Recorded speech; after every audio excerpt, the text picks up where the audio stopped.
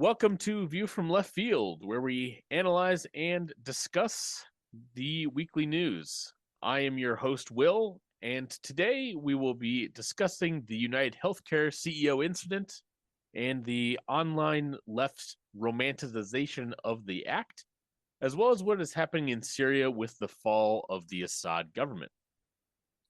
On our panel today, we have Nolan, Hello. Jimmy, Hey, folks. and last but not least, Tex. Hey, y'all. All right, so let's just get right into it. Unless you've been living under a rock, I'm sure everyone here has seen what's been going on the last few weeks, ever since December 4th, I believe is the day, where a United Healthcare CEO was assassinated by a vigilante. We'll call them that. And immediately online, we started seeing pictures and videos, and all kinds of things kind of coming out from people. I mean, I don't know if you all, I'm sure you all have seen it. That screenshot of, from behind the head, that was kind of like the first picture that, pretty much went wildfire on the internet. But something that happened, especially right after that, and I know we'll touch into this a lot, going, over the details and kind of talking about tactics and everything. But I started to see a lot of fetishization and romanticizing the event, and going back and revisiting some of, I would say, classic texts at this point, texts from like Lenin, people from like Gus Hall and Henry Winston. It led me to the conclusion that, especially when we're talking about, the healthcare issue or even just working class issues, the way that we're going to, beat the ruling class is we're going to do it as a class. We're going to do it as the working class, as a mass organization. And things like this, where we do random assassinations, I think objectively they did end up hurting the movement. And I'd be curious to hear what everyone thinks here. And I know we're going to get more into that, and but I also wanted to touch on, and I think Nolan, I'll kind of ask you if for some more insight, but the healthcare situation in this country, of course, is not great. I think we all know that.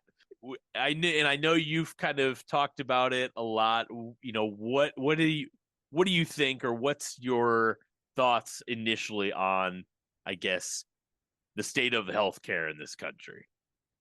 Well, healthcare is just a complete utter mess in this country, and it's completely profit driven. On an earlier episode, I had mentioned I lived in Japan, and a doctor's visit, medications, diagnosis, everything at the most would have cost me $20. Especially one time when, after having when I was younger, I used to have asthma attacks frequently, and then I kind of outgrew them. One day, though, suddenly my vision was swimming. I couldn't breathe. I didn't know what was going on. I was able to get myself rushed to a hospital in Tokyo, where they informed me, like, "Oh, you're having an asthma attack." I'm like, "Really?"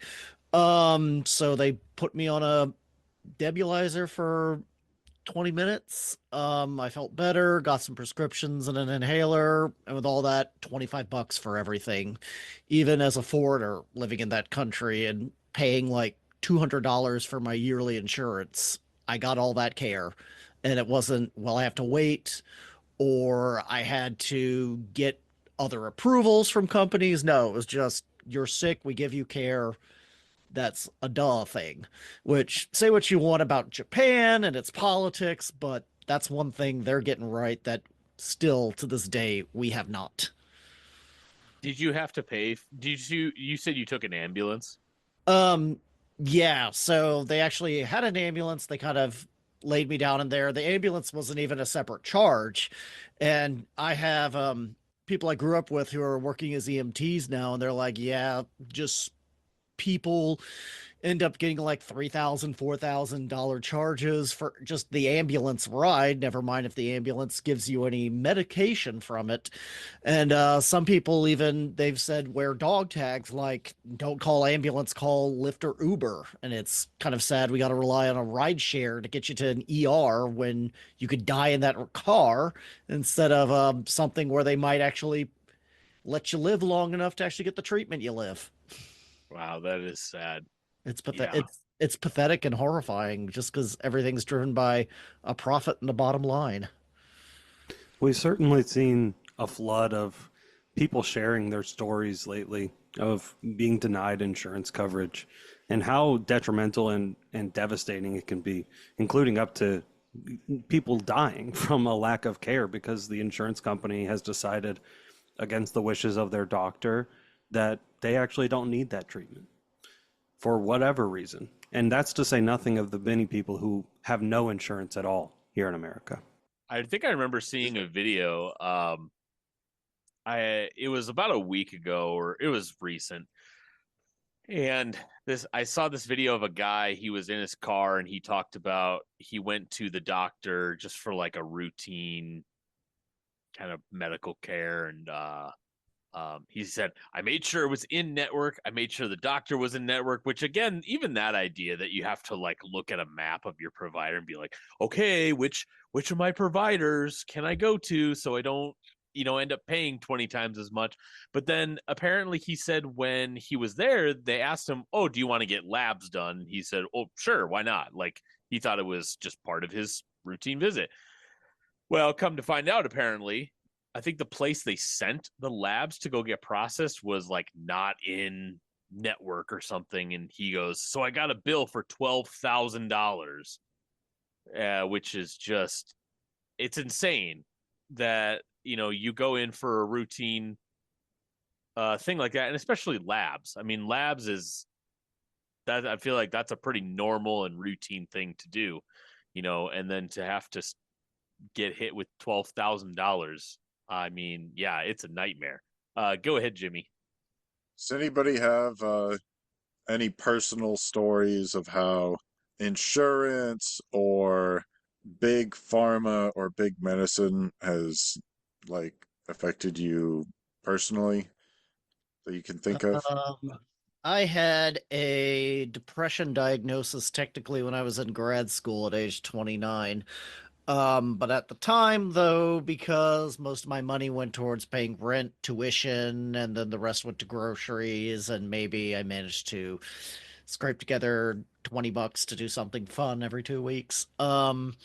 I was on Washington State, like the state healthcare plan, but I had to go take a 45-minute bus ride to one particular drugstore um, outside of Seattle that would actually cover the prescriptions I was prescribed. Otherwise, I could go to the one that was right on the campus of the University of Washington, but I'd have to pay out of pocket $200 for it for just a dosage. And my own brother, he's got that similar thing where he's got to take an extra 20-minute car ride to this other pharmacy way out just to get his prescriptions filled at a cost that'll be covered, and it's inefficient. It's horrible. I recently Yes. had a kid, and Oof. after even after our insurance covered everything, we're still having to pay a couple $1,000s to just to have a child. And that's a Right. pretty basic part of, growing the economy and continuing this country being alive. I interview people for permanent residency and naturalizations, but I even hear stories of people like, well, I briefly left the country to go back to my home country so my kid could get born there and then came back because they're like, otherwise it would have been like 20,000 to have the kid. Never mind, when you die here, that's a whole nother separate thing. Not to mention the fee Oh, they I charge you bet. to hold your child after birth, or I've seen that Yep. too, where there will be like an itemized charge, like, well, we let you hold your child, we gotta charge you for that too. Not even to talk about if Yeah. you have a child and they have to go into like NICU. or something. I mean, I've heard the costs for like NICU are just astronomical if your child is sick. Yeah. Uh, I think I've fortunately not had anything too drastic with health insurance, and it sounds like, none of us is having it easy, but all of us here are mostly young enough and healthy enough where we haven't had to deal with what a lot of other people do. I will say that I had a dear friend die of a fentanyl overdose, which is definitely tied up in the whole thing. And I think that's because of the normalization of violence when it's done through bureaucracy. These CEOs, like we said, kill people every day with their business decisions. But because it's done through the coda of business, it's not violence. Um, and that is wrong. We know that those are truly violent acts. By denying someone life-saving medical care, you are killing them. Whether you do it with a pen or with a sword, it's not really any different. Yeah. Yeah. So because of that, I think we understand, of course, the level of frustration that comes with our healthcare system. We can understand a lot of the underlying issues and I guess you could say justification for or why people would reach a point. We can understand where the sentiment is coming from. I think I don't think that is hard to understand. Where working people are having to fight every day of their life just to survive in this country, and never mind you have one mistake or one emergency happen to you. I mean, that kind of thing just devastates people in this country, for life. But I think if we zoom out and we look at like the bigger picture, right? Of we're tired of the healthcare system, and I think I would say a lot of people are coming around to the idea of even like alternate economic systems. A lot of people are understanding that the way that we the capitalism, basically, people are starting to understand that it is the issue, um or at least people are more open to talking about it. I have found that out. But I guess when we zoom out, we got to look at our tactics, and we have to understand tactics in a mass movement orientation, or how do we organize as a class so that we can really flex, I guess, our strength as as the working class, the people who make this entire country move every single day. And so that's where I see a lot of, I mentioned earlier the romanticizing of things like this, or I see people that probably would lean more anarchist, glorifying this kind of thing, and saying like, well, this thing right here, this assassination, we just need to do that times, we need to do that 100 times, and then we'll get to where we need to be. It's And I like think, it's like a hydra. You cut yeah, off one head and two more grow back. There's an exactly. entire class of bureaucrats out there waiting to rise up to fill the position that he's left. Yep. Yeah, and even the guy who took over for the last CEO, I had seen a quote from him. I don't remember the words right off the top of my head, but he said something about like, we're committed to uh it was like a It was something like Un- continuing the former's vision and policy. Preventing unnecessary care, I think was the yes, terms. Yeah. yes, yes, that's what it was. So yeah, it goes to the idea that Tex brought up, where if you take out one CEO, that isn't fixing the problem, and sometimes you're almost making it worse because you're bringing in another person to replace them that may be worse than the person you replaced, but also I do feel that it sets up a situation where now working class people are now having a hammer brought down on them harder for these incidents, and you're making it harder to organize and to actually bring people together on the issues and do something about it, because now you have the police and you have the federal agencies and all these things basically cracking down on everyone, because of this one instance. And they're making a stark example of the current suspect. They're bringing down federal terrorism charges, and they're trying to basically prevent copycats, and by bringing down the harshest punishments possible. Right. Do you, Yeah. do you guys think he's gonna get convicted? I Part of me is now. I think they're gonna, if they're doing trial by jury in New York City, can they find 12 New Yorkers who are like unaffected by like the health insurance system? I don't know.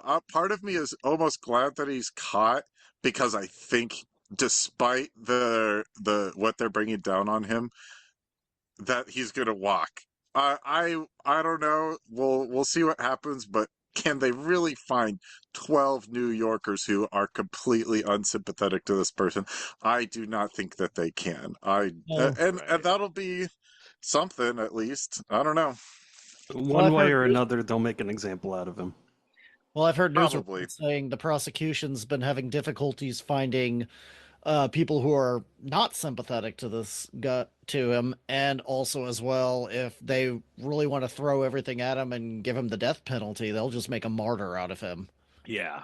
Yeah. But on that point, circling back to, I guess, kind of tactics, and things of that matter, I wanted to quote something from Lenin. So Lenin has a pamphlet. It's called Economic Terrorism in the Labor Movement. And there was a couple paragraphs in here that I thought stuck out profoundly to me. But I'm just going to read one of them here. So he starts out and he says, "There is no doubt that economic terrorism also has some apparent, quote unquote, justification, insofar as it is resorted to in order to intimidate the bourgeoisie. But what is the use of this intimidation if it is transient and fleeting? That it can only be transient is clear from the one fact alone, that it is impossible to resort to economic terrorism always and everywhere. That is the first point. The second point is, of what use to us is the fleeting fear of the bourgeoisie and the concessions this fear may wring from it, if we have not behind us a powerful mass workers' organization which will always be ready to fight for the workers' demands and be capable of retaining the concessions we have won." And I think that's a really important point that Lenin brings home on that, because I remember seeing right after this happened, I saw people online kind of saying like, "Oh, look," because I think we all remember too, there was the whole news story about anesthesia, and they were gonna start like capping it at an arbitrary time. I don't remember, Anything beyond 2 hours, they were was going it to not pay for. yeah, it's something like that. So, and I remember after this event, well, people were saying, "Oh, well, they decided to revert that. They're not going to do that anymore."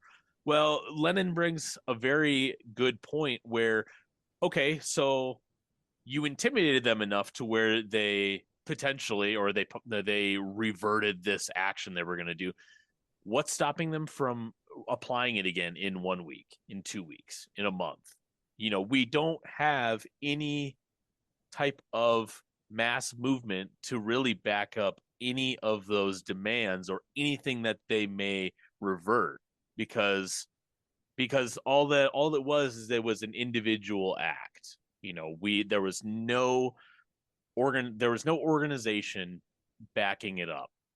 So it's very, like he said, it is transient and fleeting. It may have maybe maybe done, maybe a couple good things in the very, very short term, but there is nothing to stop them from continuing on the course that they were going. They're just going to stop. They're basically just going to keep quiet for a couple weeks, and then they'll go back to business as usual with making our healthcare system worse and trying to extract as much money as they can out of every single person. Now, the bourgeoisie may call this economic terrorism, but we could see that because there was a large movement, a great number of people, and a lot of public pressure on it, the boycott movement against South Africa worked to where finally that government stepped aside. Nelson Mandela was freed, and apartheid South Africa fell apart to its current state. And I'm wondering, would Lenin, if he had seen that, be like, okay, so no, this is a mass organized movement. This gets a result.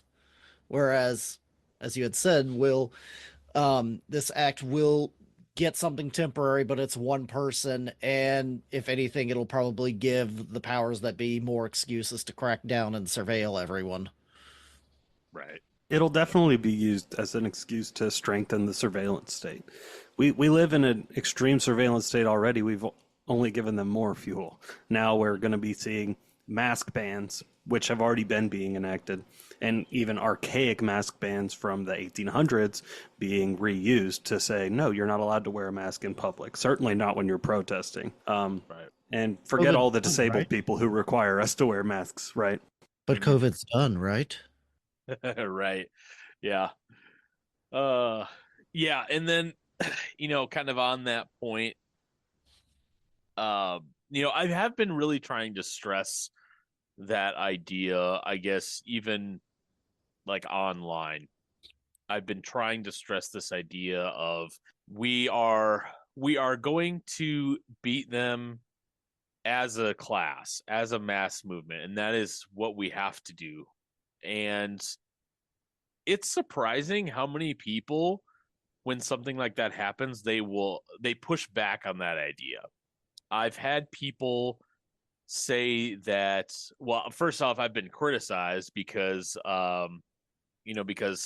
first off, I didn't glorify anything that was done, and instead I spent that time trying to pull inspiration from people like Gus Hall and Henry Winston and saying, like, we are going to beat them in a mass struggle and a mass movement kind of thing. And people were like, oh, so you think the non-violent route now is the only way, kind of thing. That's one way I got criticized. But then I've also had people say to me, because I would say, well, look, this was not backed up by any working movement. This doesn't help the working class really long term at all. And people would respond with, well, I'm for any movement.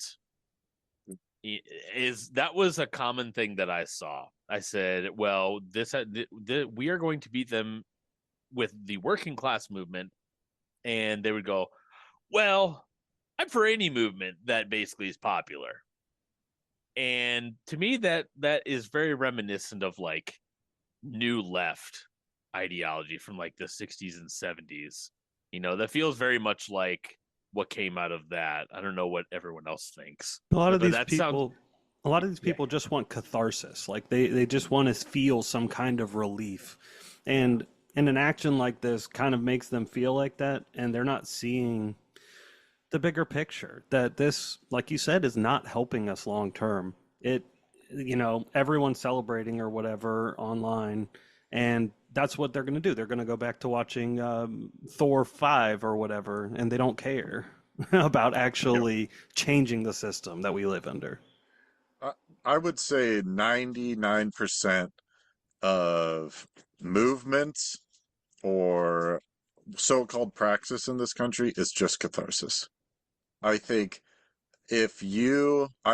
something that I would say I didn't know 5 years ago for sure, but I do now, is if you're doing something to organize, whether it's in a union or some sort of local org or some sort of national org, and you are bored stiff, you're probably doing something right. If you're like, oh my God, I've got this report due, or I've got to make this, my spreadsheet needs more data. Like, you can kind of fetishize like bureaucracy and stuff like that, but there is so much of that that is absolutely necessary to any sort of real serious movement, that if you are kind of like, man, I'm kind of a bureaucrat right now, that means that whatever you're doing has a certain sort of seriousness to it. And if you are getting zero catharsis out of it, then you're also probably on the right track. Yeah, I mean, I think you do hit a good point there, because I have thought about that often, where, doing organized work is not like, it's not like the sexy thing, it like you said, it is a lot of times it is boring. It's not like the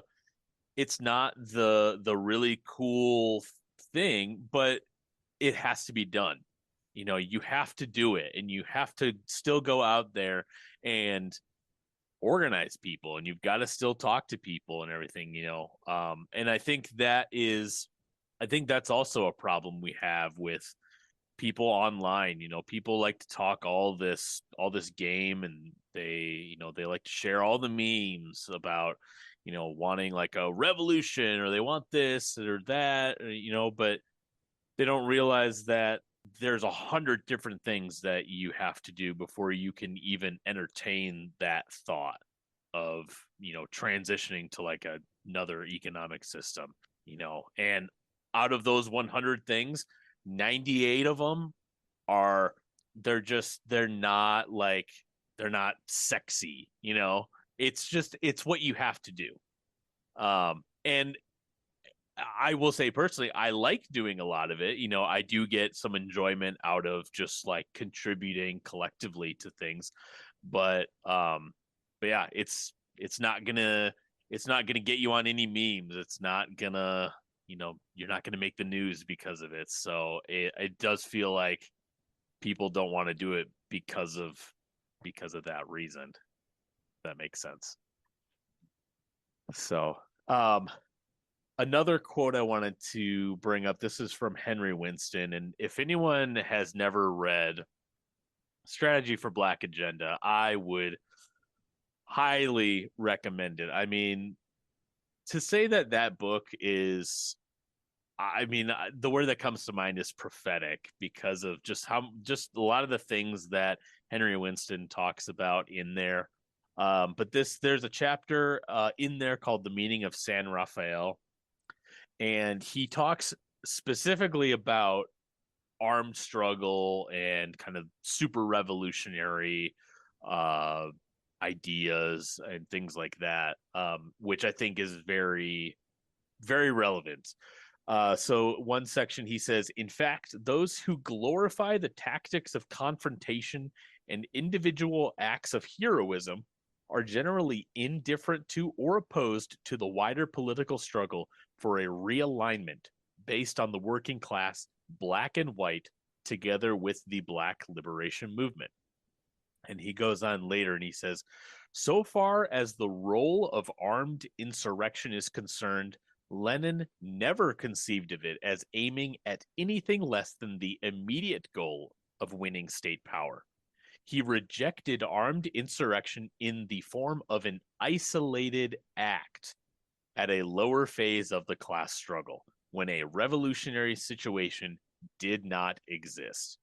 He saw armed insurrection as valid only within certain revolutionary situations, that is, when the ruling class resorts to violence to prevent the peaceful transfer of power to the majority led by the working class. And he ends with this: those who talk about, quote, revolutionary acts in the U.S. today have failed to assess the differences between the revolutionary situation that existed in this country in the middle of the 19th century Civil War, of course, and the present historical period, the non-revolutionary situation we are in today. I think he hits the nail on the head 100% with that, because we have a lot of people who want to cosplay and they want to talk about, we just need to arm everyone. We need to get everyone guns and then we can do this.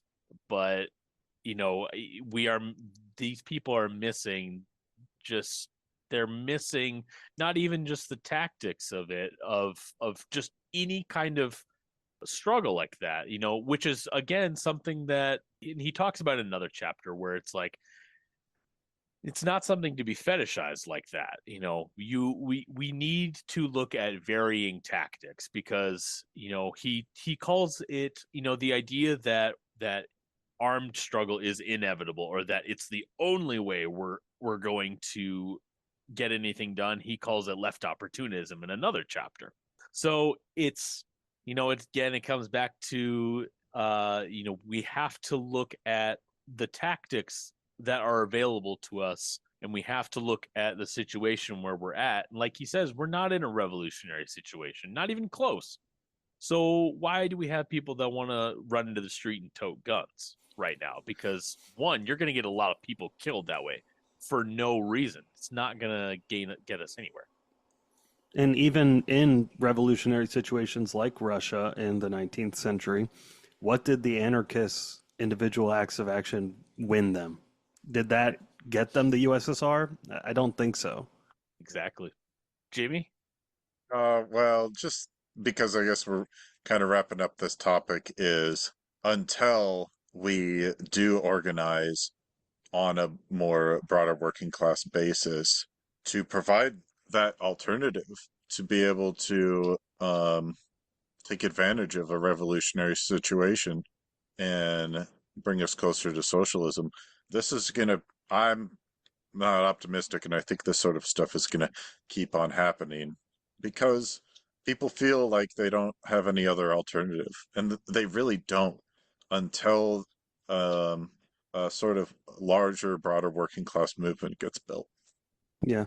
I think that shows in the kind of outpouring of from all sides of the political spectrum that I've seen of, adoration for this guy. It shows that people are deeply, deeply unhappy with the status quo, with how things exist as they are right now. And they want some kind of change, but there is no mechanism providing them an actual means to achieve that change, and no vanguard party guiding them and educating them on what is the real pathway to a better world, to a better country, and a better economic system. And until that's there, I agree with you, Jimmy. I think things like this are going to keep happening. Yeah, unfortunately. And kind of just to end on that note too, you're talking about, people are looking for solutions. And I think it does present us a very good opportunity, because people are open to other ideas. I think people are more open to hearing things such as talking about socialism and talking about communism and things like that. It's, for some people, it's not a scary word anymore. And I've talked to people about it on my job site. Uh, you mention these words to people, and instead of immediately being instead of having like an immediate negative reaction, this one person in particular I've talked to, they go, "Oh, that's interesting," and then they kind of want to like hear more, and they want to talk more about it, or they have actual questions that they want to hear about. So yeah, kind of on that note, I just want to say people are open, and people are open to hearing, I think, what we have to say, and I think once we can take those people and help to educate them on what we have to do, we can organize them, and we can start to make our country a better place. So yeah, on that, we'll segue over to Really, Syria. really quick before we Yeah, do, I just yeah, wanted to let everyone know that Michael Moore, say what you want about him. He released his 2007 movie Sicko about the American healthcare system for free, the entire thing without ads. I've heard it's on YouTube and Amazon Prime. I'd recommend watch it if you never have. I'm doing a rewatch right now, and it's almost as if this could have been made yesterday. I will say I'm actually surprised that there's no ads on YouTube. You think Google would have like been like, let's see where we can put some ads in here. But that's good. Good to know. I'll need to watch that too. I'm excited. So It's good. is Yep. it? Okay. Good. Good Yep. to know. If it's got Jimmy's stamp of approval on it, then that's all I need. Yep. So next wanted to talk about what's been going on in Syria a little bit. So I think by now we've all heard a little bit of the events that have gone on there. So I don't remember the day exactly, but the Assad government is, to my understanding, no longer in Syria. And you know, I remember hearing around the time that it was happening that the the jihadist forces and the other groups that were kind of anti-Assad, that they really didn't have too much resistance going into Syria, from the sounds of it. And now I want to say that I think most of us know here, though, but for those who don't, I mean, how many years has Syria had sanctions on it now at this point? A decade? I mean, so we're talking about a country that has been slowly strangled over the last 10 years, its economy, and not to mention that it's been attacked by Israel for that time period as well. I know Israel they would send missiles into Syria, and I know that they would like hit their airports and things like that. Not to mention, of course, the Golan Heights that is also being occupied.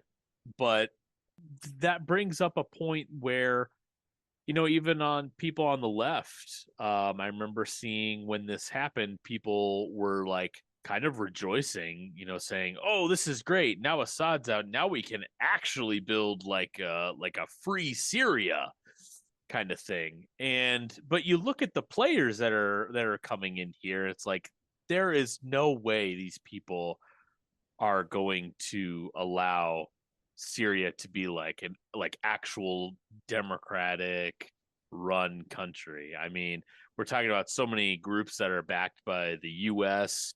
I Turkey. think Turkey, yeah. I mean, this is not good. And speaking of Turkey, there was a good statement by the Communist Party of Turkey on Syria, and I wanted to read some parts of that because I think they bring a very good analysis to it. They sum up kind of the events, I thought, pretty well. So again, Communist Party of Turkey put this out. They said the plan put into effect by U.S. imperialism and the reactionary forces in the region about 15 years ago in order for the disintegration of Syria has succeeded as of yesterday. The jihadist forces mobilized by the USA, Israel, Britain, and the AKP government overthrew the Syrian government in a short period of 1 week. Peace and stability will not come to Syria as they claim. On the contrary, in Syria, where massacres, occupations, looting, and plundering, endless conflicts have been taking place for years, the era of barbarism will be opened as the last remaining point that restrained all these, even if only a little, has been eliminated. The winner of this picture is Israel for the time being. It has been proved once again that the Israeli issue is not a matter of religion. Jihadist groups in Israel have seized Syria by working in great harmony. The AKP government is the element that ensures this harmony. Israel's victory is the victory of U.S. imperialism. All the winners in Syria today are allies of U.S. and Israel. Maybe there will be bloody clashes between the, quote, winners. Maybe the, quote, harmony witnessed in the field for a week will be established by the U.S. However, U.S. peace is always bloody, always prone to new conflicts. Peace, stability, and tranquility in Syria can only be established when imperialism and the jihadists are defeated. And then they go on to say, in Syria, Israel and the U.S. have won a temporary victory using the jihadists. Israel, the USA, and jihadism must be defeated in Turkey. And they kind of went on to talk about kind of some of the issues that they are facing, in particular in Turkey, with this event. But yeah, I think they do bring up a lot of good points, in that statement.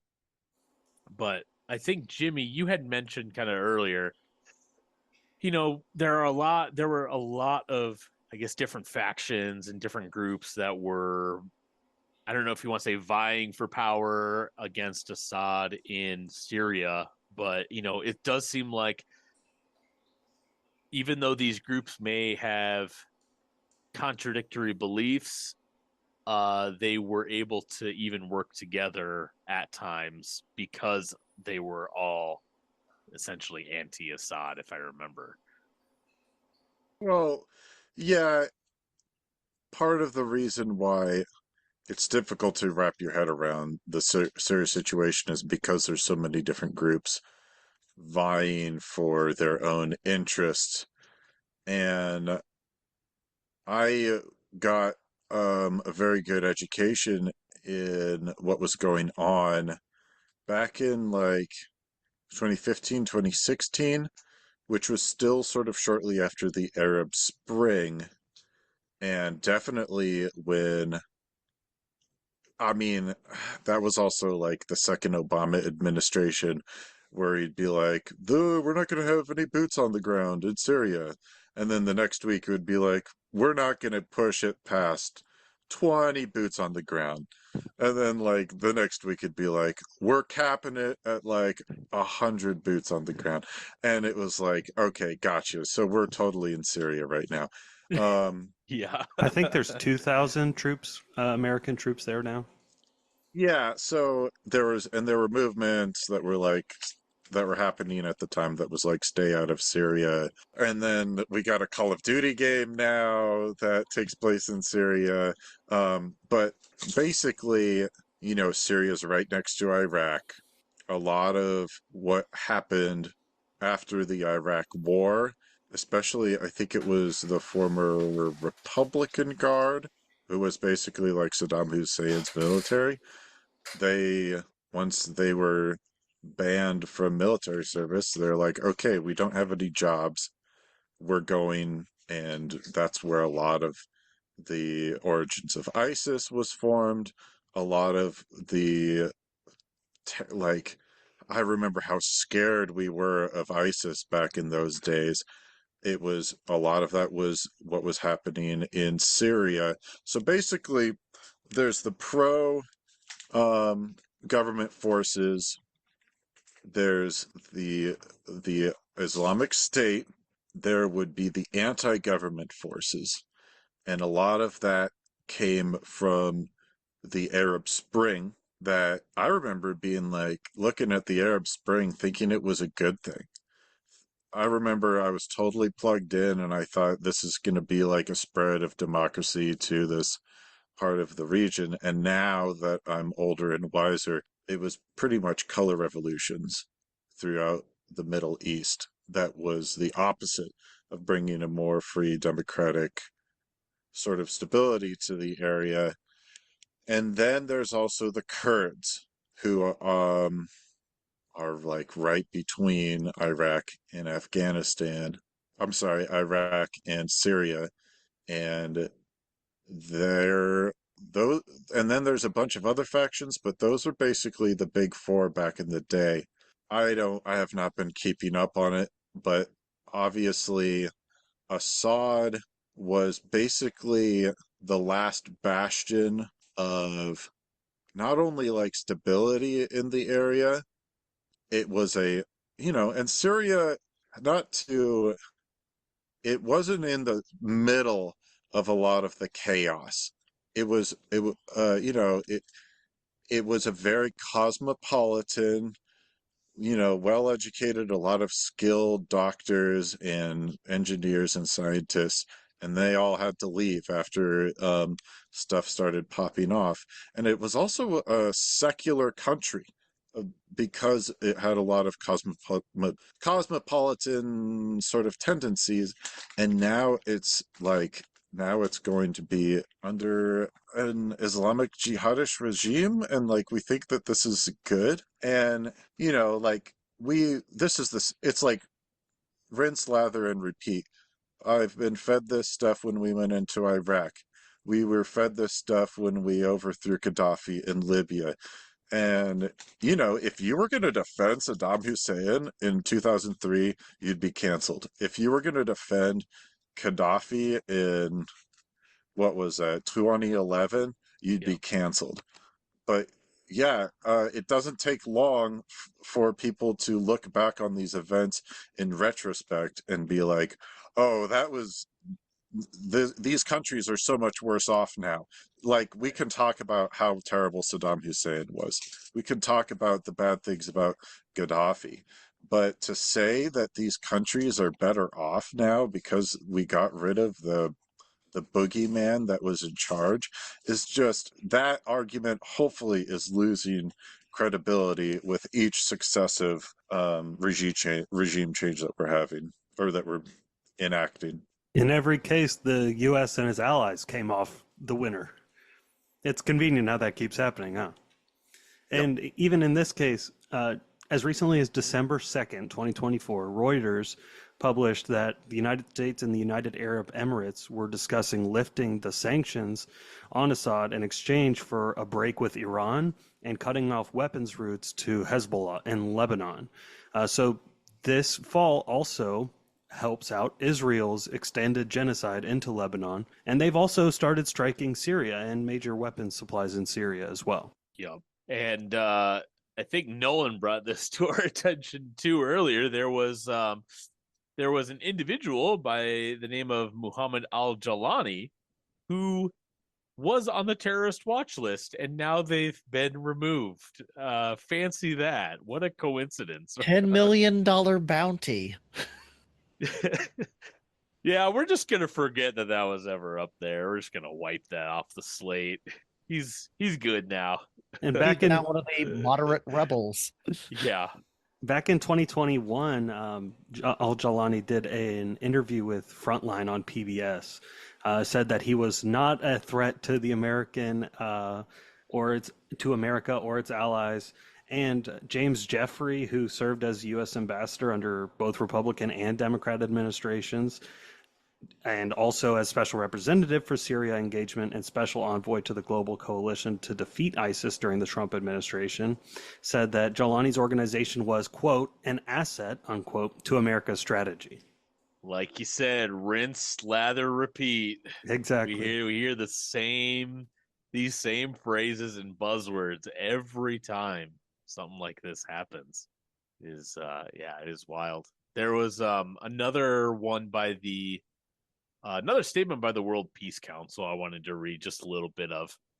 I'm not gonna read the whole thing. It's a little long. But again, the World Peace Council, I mean, they're pretty consistent. They've always had really good stances, I think, on a lot of these issues. So they go on. They say the World Peace Council expresses its strongest opposition to the recent developments in Syria, which led to the overthrow of the Syrian government by armed religious fundamentalist forces who have been active in the region for the last 13 years. The WPC considers this situation a result of a coordinated foreign imperialist intervention, despite the fact that it is not yet clear what was agreed on by major players and whether the result was a temporary agreement by the forces involved. All these years, Syria, a widely secular country and society, was a theater of operations for similar groups and armies which acted as proxies for powerful regional and international forces in their plans to control the energy resources, pipelines, and spheres of influence in and around Syria. It is not a secret that Turkey was operating militarily in the northwest of Syria. The USA, for its part, together with Kurdish forces, in the northeast of the country, while Israel was bombing and attacking Syrian military and civil facilities all this time. Excuse me. Regardless, the details of the agreements and contradictions, the takeover of power by the HTS, I won't even try to pronounce it, I would butcher it, and other armed groups like the Syrian National Army. The facts constitute a negative development of the Syrian people and the peoples of the Middle East. The WPC denounces the hypocrisy of the imperialist powers who were supposedly confronting the fundamentalist forces in the past and are now being cheered as liberators of Syria. The USA, NATO, and EU are bearing huge responsibilities for this development, along with Turkey with its neo-Ottoman plans, and Israel with its genocidal war in Palestine and Lebanon, and its further plans against Iran. We denounce particularly the incursion of Israel into Syrian territory beyond the occupied Golan Heights, about which the new regime of Syria has not said a single word. So, that phrase in that last paragraph, cheered as liberators. And, again, how many times have we seen that in the past? And it brings up that whole, what Rocky movie was that in? The whole, I think Rocky 3. Was it Rocky? I was going to say Rocky 2. I couldn't remember. Delegate But the stones of the brave Mujahideen fighters. yeah. Wait, Rocky or Rambo? Oh, it's Rambo. Rambo. Oh, my God. Oh, come on. Yeah. Oh, I can never show my face again now in public. That's right. Yeah. One person boxing frozen meat in New York, the other shooting a gun in Nam. Yeah. Difference going on, Yeah. Imagine Sorry. he has a boxing glove in one hand and just his machine gun in the other. Yeah, we should do a Twitch stream of us watching Rambo 3. Sometimes I put the would- boxing glove on the end of my gun and it just shoots a lot of boxing gloves out. It's a time saver.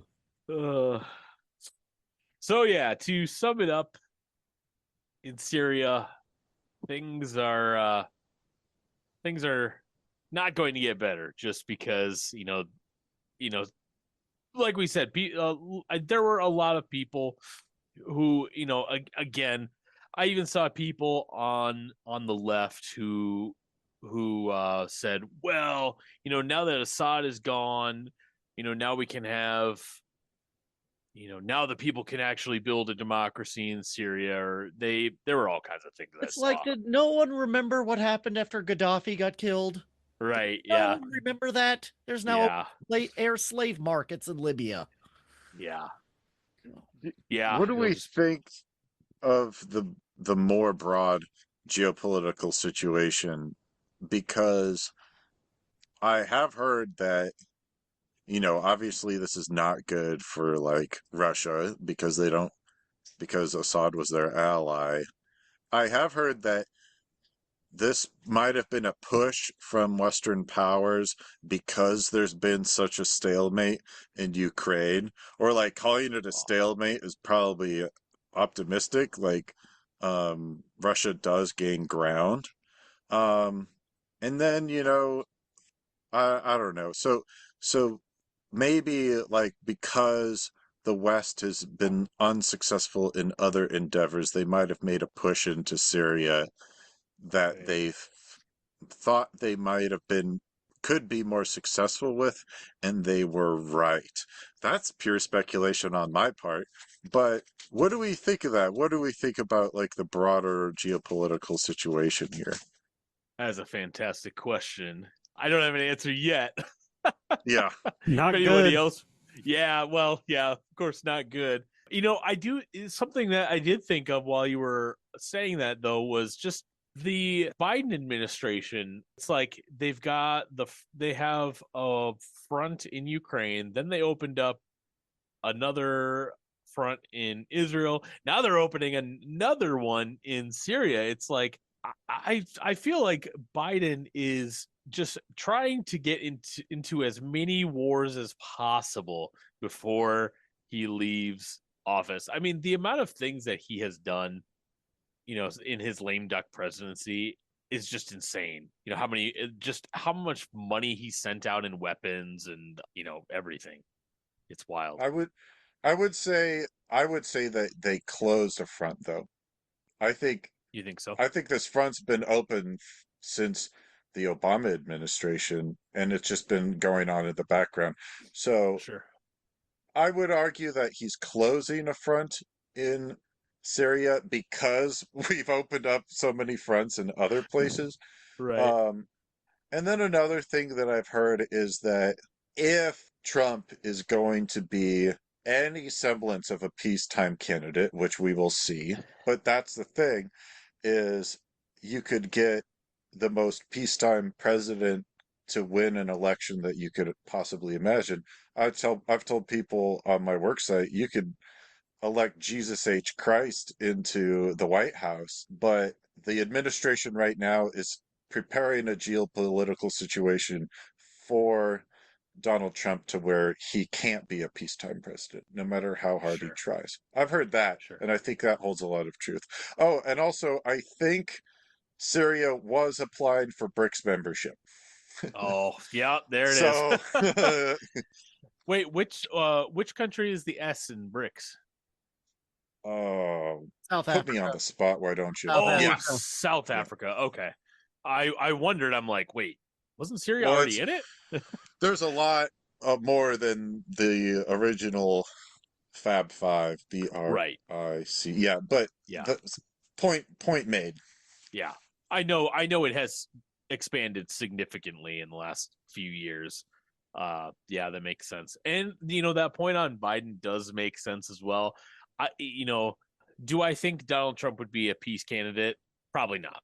But I do understand the concept that the Democrats would set it up so then that way during Trump's presidency they can turn around, they can say, look at that, look at what he's doing, he's starting all these wars, or he's continuing all these wars. It's like, okay, well, Biden started all of them. Like, what do you expect him to do?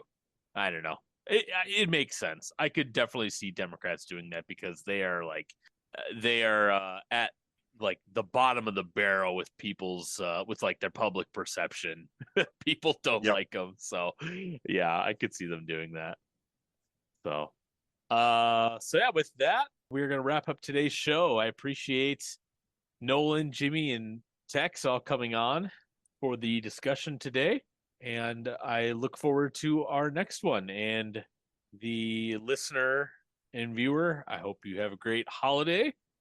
And to our panel, I also hope you have a great holiday as well. And we will see you in 2025. See y'all next time. Yep. Take care. Have a good one.